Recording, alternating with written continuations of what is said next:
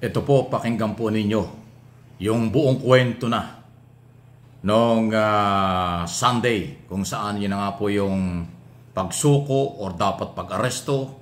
Talagang nagkaroon pa lang ng matinding tension doon. Talagang ready to assault na eh. Dahil alam na ng PNP under General Torre kung nasaan si Kibuloy ng mga oras na yon. Pakinggan po ninyo itong question and answer sa media at yung pagsasalaysay, pagkukwento ni General Torre kung ano talaga ang nangyari. Dali lang ha. Kagabi may binanggit kayo na tanong. From the hangar, may tumawag sa inyo na padaanin na lang yung siyam na sasakyan. Is it true? Tama ba kung nasa hangar siya or saan ba talaga siya nagtatago doon? Ayan, okay. Saan talaga nagtago? Until last night, I was not authorized to speak about it. Ayan. So sa ngayon, at andito na ang ating Chief PNP and DIRG Secretary giving me the authority now to tell. Doon talaga sa Bible School. Okay? Bible School.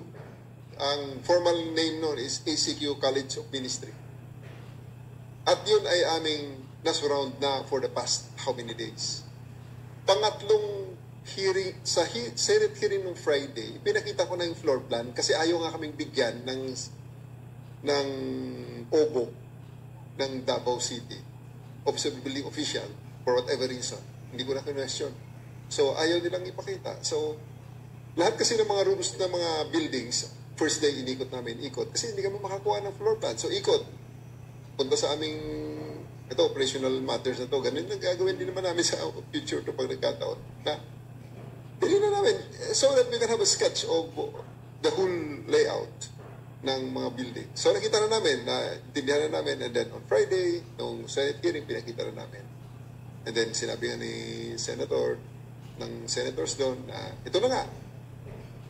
Lahat, although, siyempre, sinabi namin ang lahat ng aming alam ng mga buildings, para hindi naman baka akala niya. Pero, to some extent, nalalaman nila, nararamdaman nila. So, Saturday morning, after ng Senate hearing, major build-up, alam na nila na sukol na sila dun sa College of Ministry. So, pinaligiran namin at siniguro namin kung makalabas. Dapat ang assault is 1 o'clock nung Saturday. But dinifer namin in deference to the bar. May klase kasi may bar ops kasi ang JMC. Sige sir, pagbigyan kita, sabi ko sa abogado. Next morning, sabi ko, nakita na nila, nagtatanong, bakit ang daming polis? O, ito na. Meron kaming naka-recording at narinig nila yon.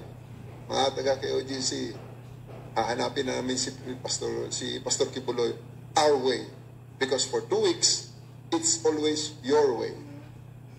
O, sabi sa amin dito sa Senate hearing, lahat ng papasok ay hindi dapat na walang armas. So, armado, SWAT, SAF ang ilalagay namin. So, I placed all the 500 SAF on that building and 500 RMFB SWAT in the JMC.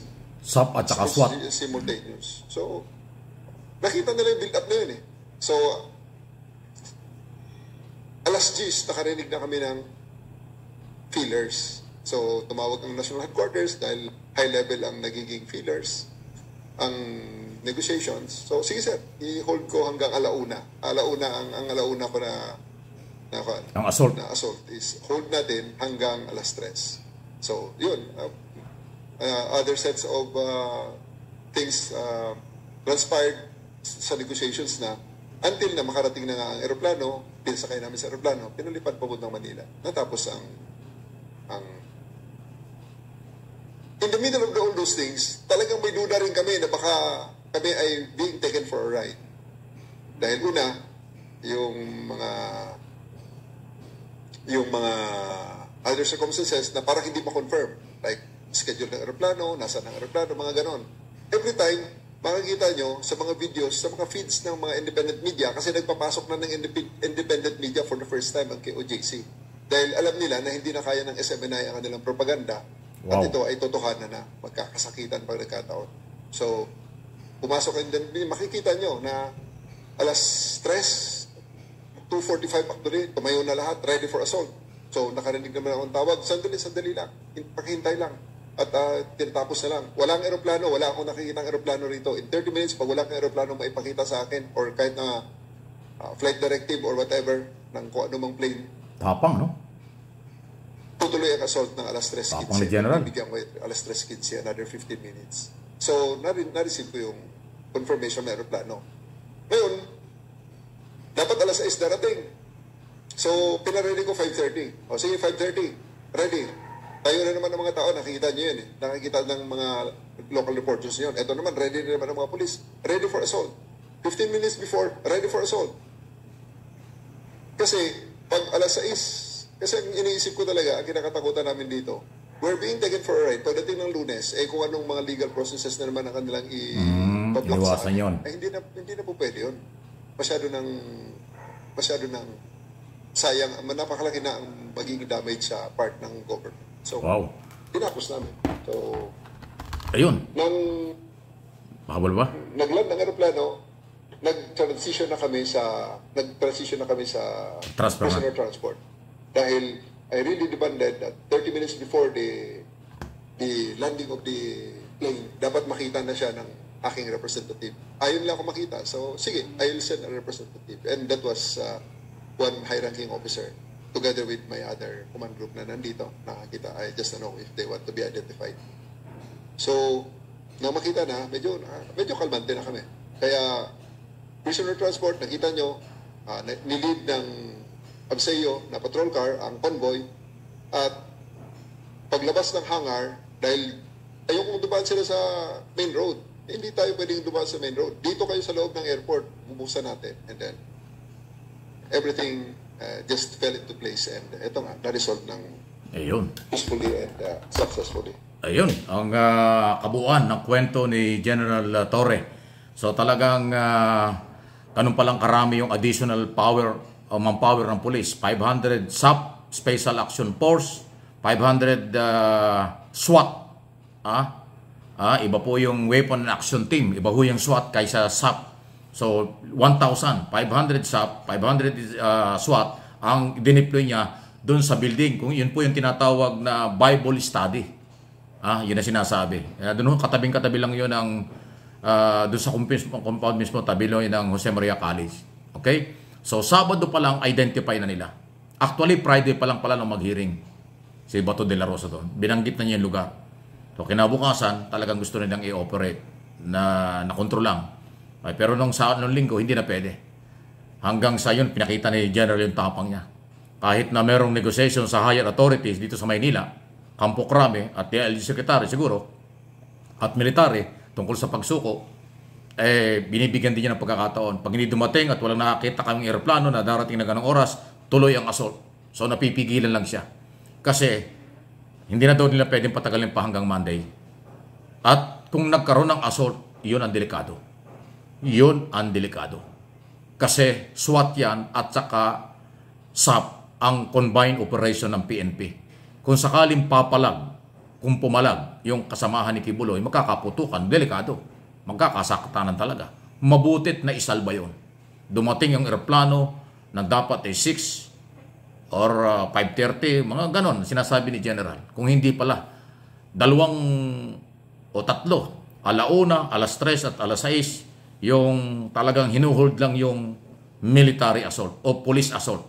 Operation talaga para kuhanin sa loob. Pero napipigilan lang dahil tumatawag daw sa kanya ang mga higher authority, i-hold mo muna, darating na aeroplano. Kung hindi pala, tuloy. Naku, matinding drama at action sana. So, ayun po, doon sa Bible Study Building, doon lang sa tabi ng Jose Maria College, doon pala ng tago si Kibuloy. Doon mismo. Tapos, hinakay na nga sa convoy ng mga sakyan, dinaan doon sa likod, diretso sa aeroplano, sa tarmac, ng International Airport ng Davao, kung saan katabing-katabi lang po. Para po sa inyong kaalaban, yung Davao Airport at saka yung compound ni Kibuloy ay magkatabi lang. Pinto lang ang pag-itan. So doon dinaan sa likod, hindi sa highway kasi mabubulabog ang daming tao. Ayan, ngayon lang umami. Napaka-humble talaga ni General. Alam niya ang lahat ng story. Pero kung yung mapapansin doon sa unang araw, nung gabi, nung magka-surrender at hulihan na, wala siyang interview na sinasabi kung anong detalye. Nire-respeto niya si Secretary Abalos at saka yung kanyang PNP chief na si Marbil. Nagsalita na lang siya sa harap ng press conference, magkakaharap na sila. Ganong ka humble at professional na pulis si Torre. Hindi ko siya kilala ng personal pero kakaiba. Sa tagal kong police reporter at NBI reporter at na-cover sa mga police events na ganyan, sa iba nagkakasapawan ng credit eh. Ito hindi. Hindi siya nagsalita kahit paliwanag. Sinabi niya, mga boss na niya ang magsasalita pero nung magharap-harap na, saka lang siya nagsalita. Ang galing. Ibang klase si General Torre. Napaka-professional, humble, at may tapang, talino, at seryoso. Nasa puso yung trabaho. Ibang klase ka, General. Please like, subscribe, and follow. Like niyo po ninyo itong video ito at na makarating sa buong mundo na meron tayong ganitong pulis at nasolve ng mapayapa at matindi pong mga negosasyon at lahat-lahat. Tama yung sinabi ni Pangulong Marcos. Abot kamay na nakupkub na, nakontrol na, kaya lang nagpiler na susurrender. Hindi man siya magsusurrender, mahuhuli na, abot kamay na ng mga pulis ng oras na yon. Kaya totoo na yung surrender, yun lang ang nangyari, pero kaya nag-surrender, hawak na, kontrol na ang sitwasyon.